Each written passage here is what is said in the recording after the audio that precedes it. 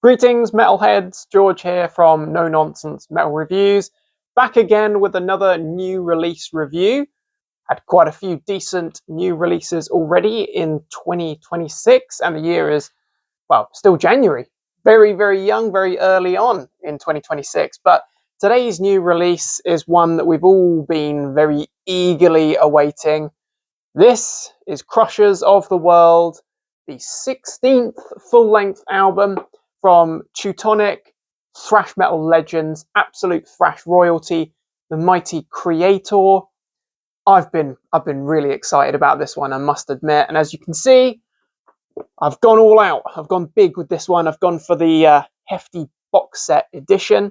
So I'm going to be talking about the album, of course, giving my thoughts and opinions on Krushers of the World, and also taking you through what we actually get in the box set version.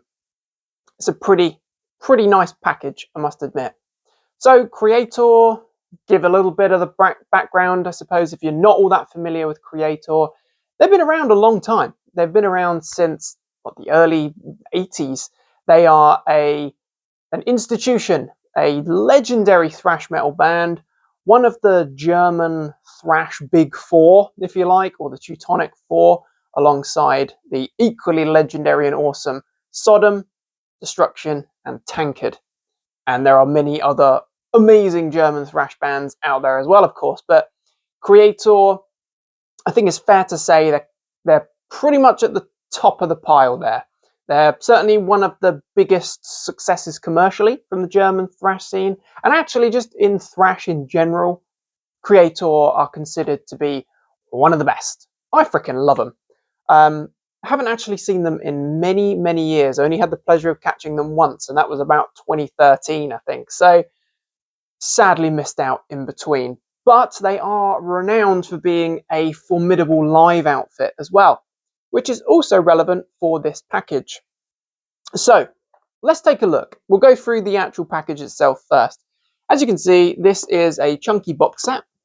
I say chunky, pretty sort of standard size, vinyl size for a box set, trying to avoid some of the glare.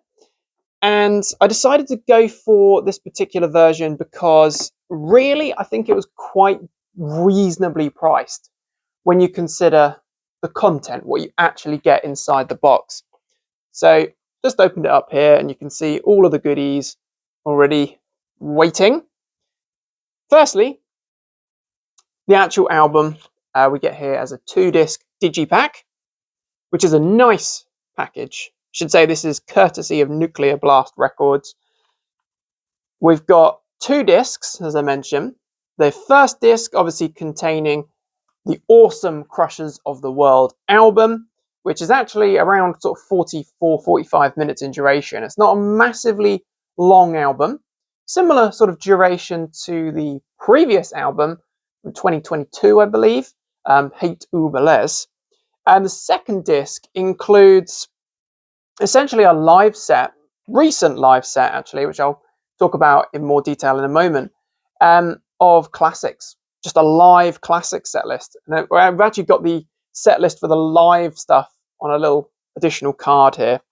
But it does actually have the artwork on the disc there. It says Crushing Classics 1985 to 1990.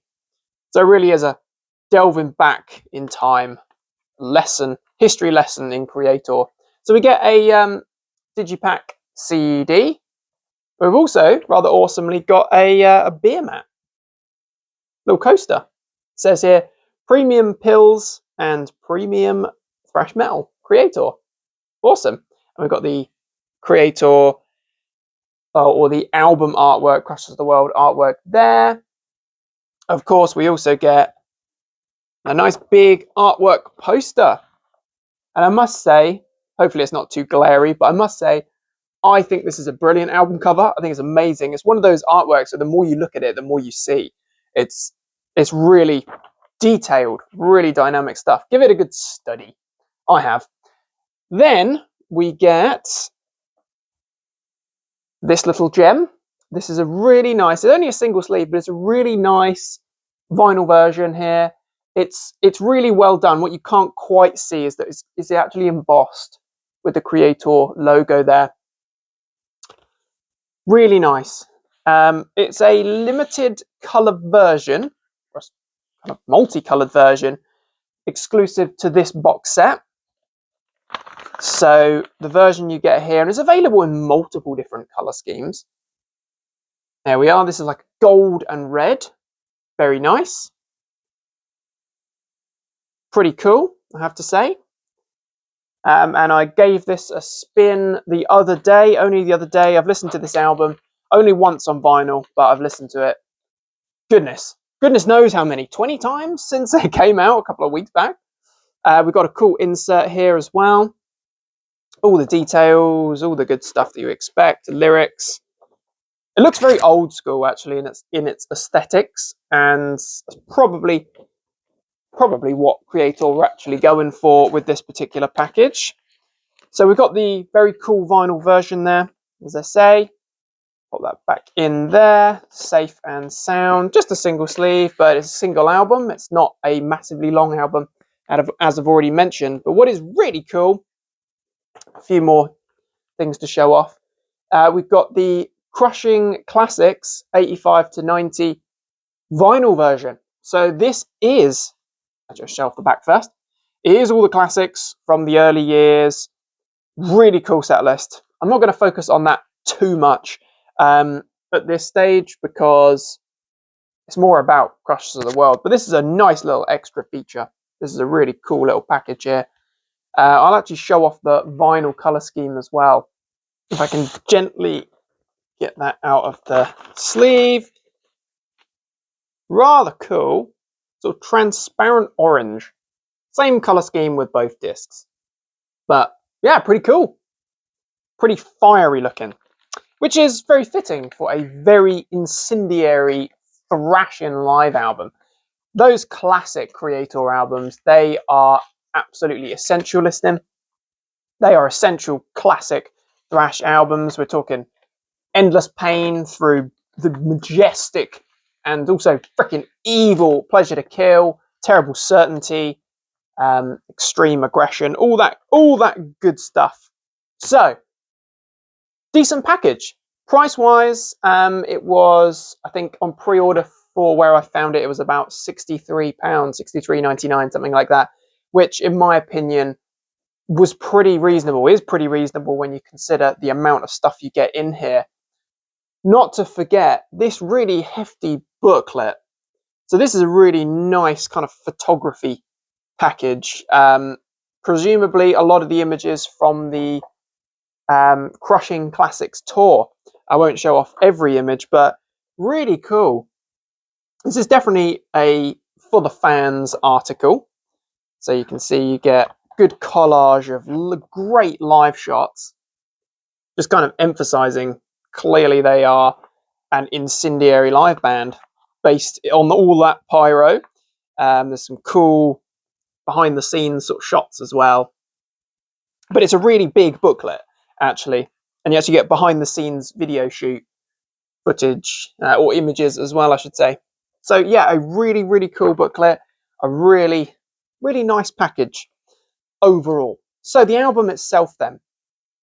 I was really impressed with the last album, Hate Uberles, if that is how it's pronounced. And I think, understandably, I was a little bit not dubious to say about Krushers of the World, but I did wonder if it was going to be able to top that album, because that was a really heavy thrashing album.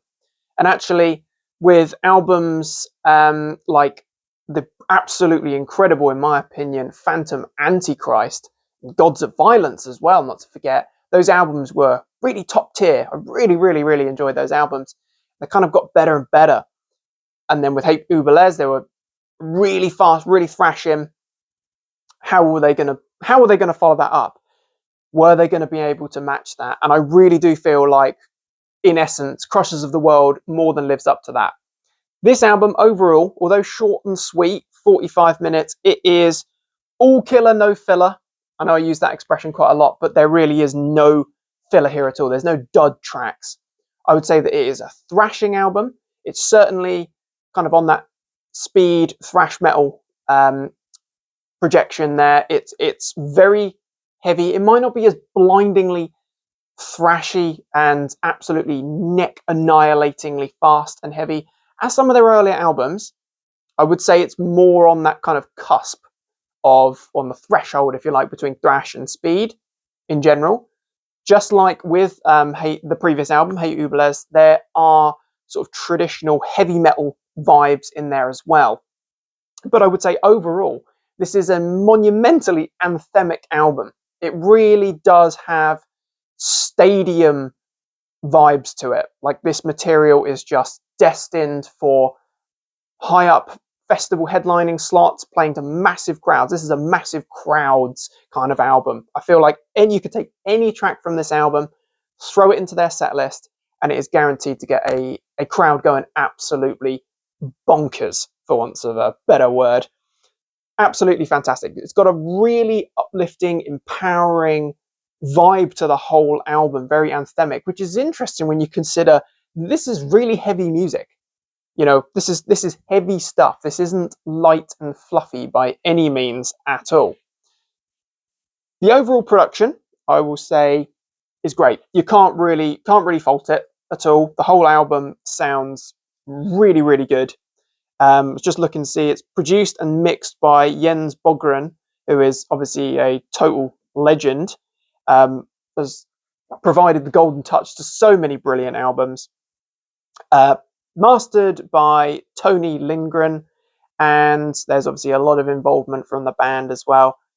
Absolutely fantastic sound. It's got a great sound. In fact, I think Jens did the last album as well, which is just absolutely brilliant. The lineup's been fairly consistent, although there has been changes over the years. Obviously, we know we've got Friedrich Leclerc, former Dragon Force bassist, now providing bass duties for Kreator. Millie, vocalist, guitarist, obviously he's a legend. Still sounds absolutely fantastic. Very iconic voice. There aren't really many other vocalists that you can say are that instantly recognizable. Might be a slight exaggeration, actually, thinking about it, but he has a clearly definable, easily recognizable voice, and he sounds brilliant still. He's got such a unique style. I think that's a fair assessment. Ventor on drums, absolutely crushing it. Just an absolute beast, total legend. And then Sammy, what a masterful player, absolutely masterful guitarist. Again, he's got a really signature sound and style, I think it's very fair to say. So we know it sounds absolutely fantastic. It doesn't sound so polished that it loses that kind of raw thrash authenticity. Not at all. I would say it just has a really quite a big sound.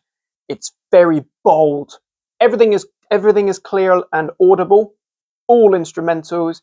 You know, the background kind of ambience and aesthetics and atmosphere. It's all there. It's all clearly audible. But it does have that, I guess, that kind of raw edge that we crave when it comes to thrash, and certainly the mighty Kreator. Instrumentally, you cannot flaw these guys. They are absolute masters, which they should be, considering their careers and the amount of years and output that has been covered by this band and these individuals. Absolutely spot on stuff here. Nothing sloppy about it. And actually, Kreator as a unit, with this current lineup, they sound really tight. They sound like they are just a perfect fit. Like, it's a really solid lineup, of course.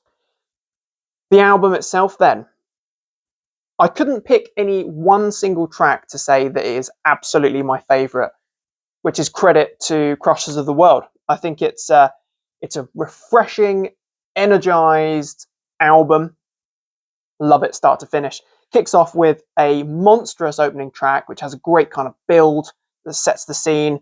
Seven Serpents, which is a great example of that kind of anthemic sound. It sounds massive, like it should definitely be played in an arena or in front of a massive crowd. Some really driving riffs there, pummeling drums, Millie's vocals, you know, that rumbling thunderous bass underneath. Absolutely fantastic. Satanic Anarchy brings in the darkness, and it is a crushing number. It's a crusher of a track. Fast and Furious.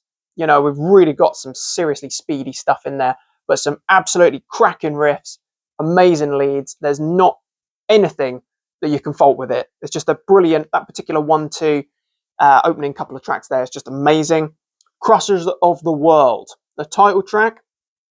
It's a very deserving title track because it sounds absolutely massive. Again, it's a crushingly heavy track. I love that kind of stomping, hammering riff and that build there. It's a real stomper. A little bit more mid-pace in a sense, but it absolutely, well, it crushes. Absolutely brilliant one. Love it. And that, in fact, that kind of stomping riff, that hammering riff that we get there, that's so infectious.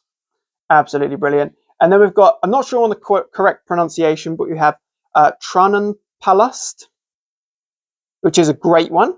It's a bit of an eerie kind of number. It's got a bit of an atmosphere there.